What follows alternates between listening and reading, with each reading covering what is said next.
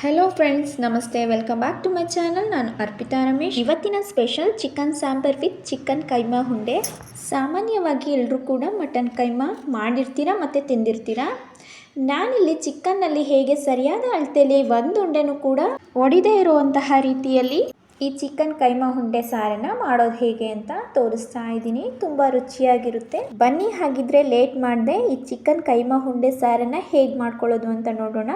ಒಂದು ಫ್ರೈಯಿಂಗ್ ಪ್ಯಾನ್ಗೆ ಒಂದು 3 ಟೇಬಲ್ ಸ್ಪೂನ್ ಆಗೋಷ್ಟು ಆಯಿಲ್ನ ಸೇರಿಸ್ಕೊಂಡು ಮೀಡಿಯಮ್ ಸೈಜ್ದು 2 ಈರುಳ್ಳಿನ ಸ್ಲೈಸ್ ಮಾಡಿ ಸೇರಿಸ್ಕೊಳ್ತಾ ಇದ್ದೀನಿ. ಒಂದು 2 ಗಡ್ಡೆ ಆಗೋಷ್ಟು ಬೆಳ್ಳುಳ್ಳಿ, 1 ಇಂಚ್ ಆಗೋಷ್ಟು ಶುಂಠಿನ ಚೆನ್ನಾಗಿ ಫ್ರೈ ಮಾಡ್ಕೊಳ್ತಾ ಇದ್ದೀನಿ. ಈರುಳ್ಳಿ ಎಲ್ಲ ಚೆನ್ನಾಗಿ ಆಲ್ಮೋಸ್ಟ್ ಫ್ರೈ ಆಗಬೇಕು.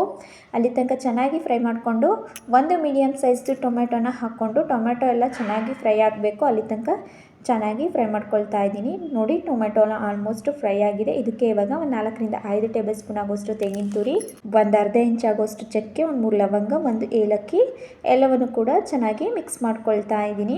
ಟೊಮೆಟೊ ಎಲ್ಲ ಆಲ್ಮೋಸ್ಟ್ ಫ್ರೈ ಆಗ್ತಿದ್ದಂಗೆ ಗ್ಯಾಸ್ನ ಇಮಿಡಿಯೇಟಾಗಿ ಆಫ್ ಮಾಡಿಬಿಟ್ಟು ಆಮೇಲೆ ತೆಂಗಿನ ತುರಿನ ಸೇರಿಸ್ಕೋಬೇಕು. ಇದನ್ನು ಹಾರಕ್ಕೆ ಬಿಟ್ಬಿಟ್ಟು ಈ ಕಡೆ 1 kg ಆಗೋಷ್ಟು ಚಿಕನ್ನು ಹಾಗೆ ಒಂದು ಅರ್ಧ kg ಆಗೋಷ್ಟು ಕೈಮಾಗೆ ಬೇಕಾಗಿರುವಂತಹ ರೀತಿಯಲ್ಲಿ ಚಿಕನ್ನ ಸಣ್ಣ ಸಣ್ಣದಾಗಿ ಕಟ್ ಮಾಡಿಸಿ ಚೆನ್ನಾಗಿ ತೊಳೆದು ನೀರು ಸೋರ್ಲಿ ಅಂತ ಎತ್ತಿಟ್ಕೊಂಡಿದ್ದೀನಿ. ಫ್ರೈ ಮಾಡಿ ಹಾರಕ್ಕೆ ಬಿಟ್ಟಿದ್ವಲ್ಲ, ಅದನ್ನು ಮಿಕ್ಸಿ ಜಾರಿಗೆ ಸೇರಿಸ್ಕೊಂಡು 1-2 ಟೇಬಲ್ ಸ್ಪೂನ್ ಆಗೋಷ್ಟು ಖಾರದ ಪುಡಿ ಹಾಗೆ ಸ್ವಲ್ಪ ಕೊತ್ತಂಬರಿ ಸೊಪ್ಪನ್ನ ಹಾಕ್ಕೊಂಡು ಚೆನ್ನಾಗಿ ಫೈನ್ ಪೇಸ್ಟ್ ಮಾಡ್ಕೊಂಬರೋಣ. ನೋಡಿ, ಫೈನ್ ಪೇಸ್ಟ್ ರೆಡಿಯಾಗಿದೆ. ಆದಷ್ಟು ನುಣ್ಣಗೆ ರುಬ್ಕೊಳ್ಳಿ. ಇವಾಗ ಒಂದು ಕಡಾಯಿನ ಬಿಸಿಗಿಟ್ಕೊಂಡು ಒಂದು 3 ರಿಂದ 4 ಟೇಬಲ್ ಸ್ಪೂನ್ ಆಗೋಷ್ಟು ಆಯಿಲ್ನ ಸೇರಿಸ್ಕೊಂಡು ಅರ್ಧ ಈರುಳ್ಳಿ, 1 ಹಸಿಮೆಣಸಿನ್ಕಾಯಿ ಹಾಗೆ ಒಂದು 1/4 ಟೀ ಸ್ಪೂನ್ ಆಗೋಷ್ಟು ಅರಿಶಿಣನ ಸೇರಿಸ್ಕೊಂಡು ಚೆನ್ನಾಗಿ ಫ್ರೈ ಮಾಡ್ಕೊಳ್ತಾ ಇದ್ದೀನಿ.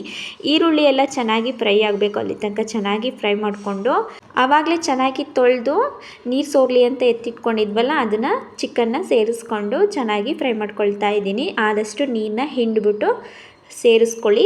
ನೋಡಿ, ಒಂದ್ಸಲ ಚೆನ್ನಾಗಿ ಮಿಕ್ಸ್ ಮಾಡಿಕೊಂಡು ಒಂದು ಅರ್ಧ ಟೀ ಸ್ಪೂನ್ ಆಗೋಷ್ಟು ಕಲ್ಲುಪ್ಪನ್ನು ಸಹ ಸೇರಿಸ್ಕೊಂಡು ಸ್ವಲ್ಪ ಪುದೀನ ಸೊಪ್ಪನ್ನು ಸಣ್ಣದಾಗಿ ಹೆಚ್ಚಿ ಸೇರಿಸ್ಕೊಂಡು ಒಂದು ಪ್ಲೇಟ್ನ ಮುಚ್ಚಿ ಒಂದು 5 ರಿಂದ 6 ನಿಮಿಷ ಚೆನ್ನಾಗಿ ಚಿಕನ್ನ ಫ್ರೈ ಮಾಡ್ಕೊಳ್ಳೋಣ. ಅಷ್ಟರೊಳಗೆ ಕೈಮಾಗೆ ಏನೇನು ಬೇಕೋ ಅದನ್ನು ನೋಡ್ಕೊಂಬರೋಣ.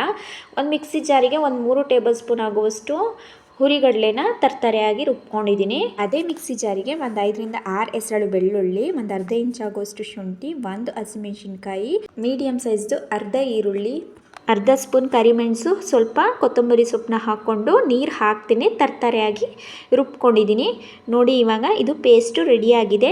ಈ ಕಡೆ ಆವಾಗಲೇ ಚಿಕ್ಕ ಚಿಕ್ಕದಾಗಿ ಕೈಮಾಗೆ ಅಂತಲೇ ಒಡಿಸ್ಕೊಂಡಿದ್ವಲ್ಲ, ಅದನ್ನು ಚೆನ್ನಾಗಿ ತೊಳೆದು ಒಂಚೂರು ನೀರಿಲ್ದೇ ಹಿಂಡ್ಕೊಂಡು ನೀರನ್ನ ಸೋರಿಸ್ಕೊಂಡು ಎತ್ತಿಟ್ಕೊಂಡಿದ್ದೀನಿ. ಇದಕ್ಕೆ ರುಬ್ಬಿಟ್ಕೊಂಡಿರುವಂತಹ ಗ್ರೀನ್ ಮಸಾಲೆ ಹಾಗೆ ಹುರಿಗಡ್ಲೆಯಲ್ಲಿ ಒಂದು ಅರ್ಧ ಹಾಕಿಬಿಟ್ಟು ಅರ್ಧ ಹಾಗೆ ಇಟ್ಕೊಂಡಿದ್ದೀನಿ. 3 ಸ್ಪೂನ್ ಹಾಕಿದ್ದೀನಿ. ಅದರಲ್ಲಿ 1.5 ಸ್ಪೂನ್ ಆಗುವಷ್ಟು ಲೆಕ್ಕ ಇಟ್ಕೋಬೇಕಾಗುತ್ತೆ. 1 ಮೊಟ್ಟೆ, 1 ಸ್ಪೂನ್ ಆಗುವಷ್ಟು ಸಾಂಬಾರ್ ಪೌಡರ್ ಹಾಗೆ ರುಚಿಗೆ ತಕ್ಕಷ್ಟು ಉಪ್ಪನ್ನ ಸೇರಿಸ್ಕೊಂಡು ಚೆನ್ನಾಗಿ ಎಲ್ಲವನ್ನು ಕೂಡ ಮಿಕ್ಸ್ ಮಾಡ್ಕೊಳ್ತಾ ಇದ್ದೀನಿ.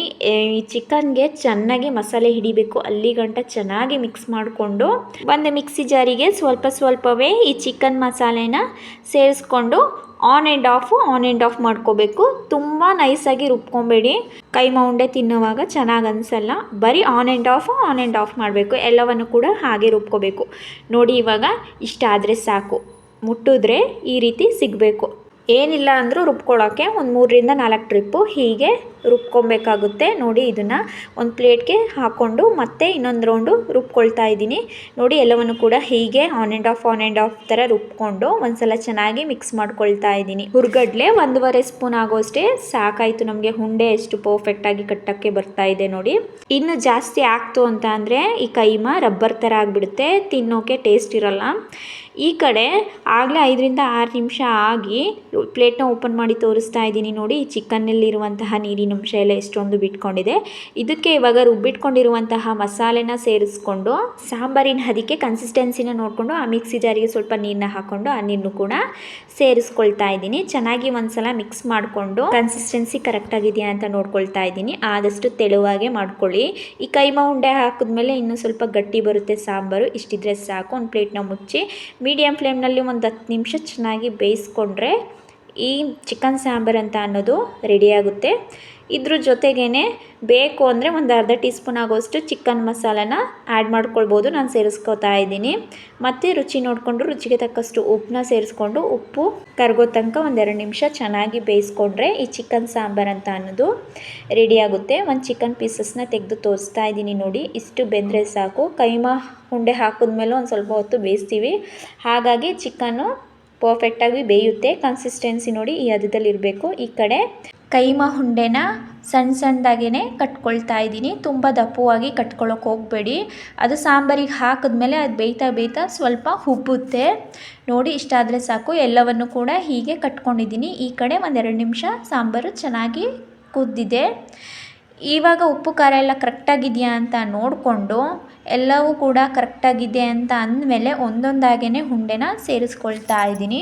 ಆದಷ್ಟು ಉಂಡೆನ ಸಪ್ರೇಟು ಹಾಕ್ಕೊಳ್ಳಿ, ಬಿಡಿಯಾಗಿ ಹಾಕೋಬೇಕು. ಒಟ್ಟೊಟ್ಟಿಗೆ ಹಾಕೊಳ್ಳೋಕೆ ಹೋಗಬೇಡಿ, ಒಂದಕ್ಕೊಂದು ಅಂಟ್ಕೋಬಾರ್ದು. ಹೀಗೆ ಎಲ್ಲ ಕೈಮಾ ಉಂಡೆನೂ ಸೇರಿಸ್ಕೊಂಡಿದ್ದಾದಮೇಲೆ ಒಂದು ಪ್ಲೇಟ್ನ ಮುಚ್ಚಿ ಮೀಡಿಯಮ್ ಫ್ಲೇಮ್ನಲ್ಲೇ ಒಂದು 10 ನಿಮಿಷ ಚೆನ್ನಾಗಿ ಬೇಯಿಸ್ಕೊಳ್ತಾ ಇದ್ದೀನಿ.